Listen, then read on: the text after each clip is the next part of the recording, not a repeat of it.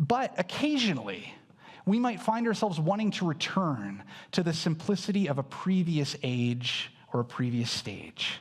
We might try to return to Eden, as it were. We might find ourselves wanting to be re-enchanted by the magic of a previous age, especially if we're in a season of disenchantment with the world or with our lives.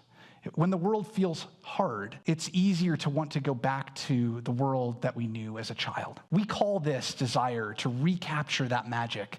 There's a word for it. We call it nostalgia, right? That yearning for things to be simpler.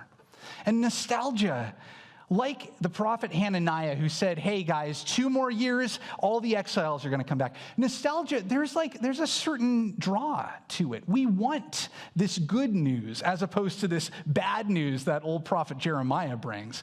There's an attraction to returning to a time when everything was simpler, when the world made more sense.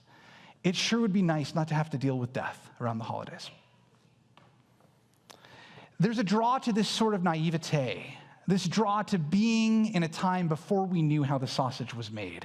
Nostalgia promises us that if only we could return to the state of mind that we had before we were disenchanted with the world, life would be better. But, I called it a yearning to return to Eden.